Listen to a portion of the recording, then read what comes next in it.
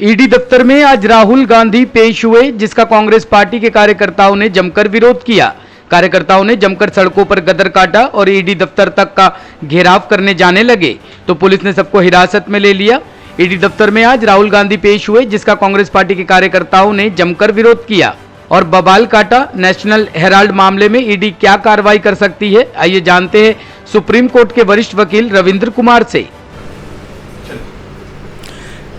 Enforcement directorate ने कांग्रेस अध्यक्ष सोनिया गांधी को 8 जून के लिए अपने ऑफिस में बुलाया था और वो नेशनल हेराल्ड के केस में उनसे पूछताछ करना चाहते थे और उसी के बाद उन्होंने 12 जून को राहुल गांधी को अपने मुख्यालय में बुलाया है। सोनिया गांधी को चूँकि कोरोना पॉजिटिव होने की वजह से 8 जून की जगह अब कहा गया है कि 28 जून को वो उनके मुख्यालय में पेश हों। तो अभी देखना होगा कि 12 जून को राहुल गांधी जब ईडी के मुख्यालय जाते हैं तो उनके साथ क्या बर्ताव ईडी द्वारा किया जा सकता है। जहाँ तक कानून की बात है तो कानून में prevention of money laundering act जो PMLA जिसे बोलते हैं उसके तहत जो है आईओ और दूसरे लोगों को यह अख्तियार है कि वो किसी भी व्यक्ति को अगर ये कहकर कि वो हमें जांच में सहयोग नहीं कर रहा उसे अरेस्ट कर सकते हैं। तो अब देखना ये होगा कि राहुल गांधी को ईडी अरेस्ट करती है या नहीं करती, सोनिया गांधी को करती है या नहीं करती, ये ईडी के अख्तियार में है।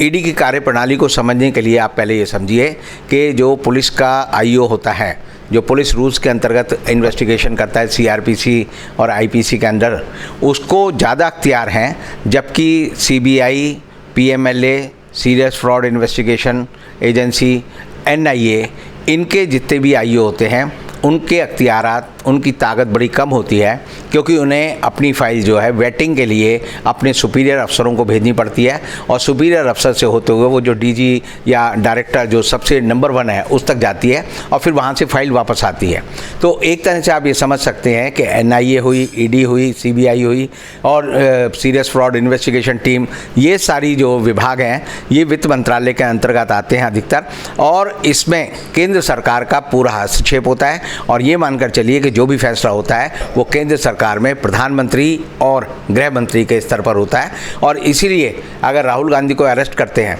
तो इसका पॉलिटिकल फॉलोआउट क्या होगा या सोनिया गांधी को जब अरेस्ट करते हैं इसका पॉलिटिकल फॉलोआउट क्या होगा, इसका आकलन सरकार करेगी, तब ये आईओ को बताएगी कि तुम्हें इनके साथ क्या करना है।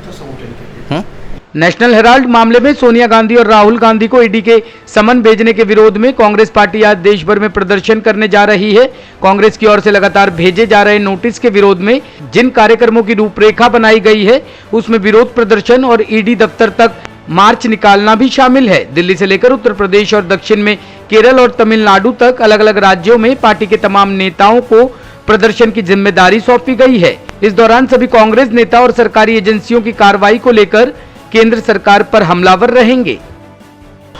आज ईडी के दफ्तर में राहुल गांधी पेश जरूर हुए, लेकिन कांग्रेस पार्टी ने अपना शक्ति प्रदर्शन सड़कों पर दिखाकर यह साबित करने की कोशिश की है कि अगर राजनीतिक कारणों से उन पर कार्रवाई की गई तो देश में हंगामा हो सकता है। अब देखना यह होगा कि ईडी की पूछताछ में क्या निकलता है, जिसमें इन दोनों नेताओं को राहत मिलती है या फिर गिरफ्तार होते हैं। कैमरामैन हेमंत के साथ Rakesh Rawat, top stories, Delhi. Top story bureau के लिए दिल्ली से राकेश रावत की रिपोर्ट।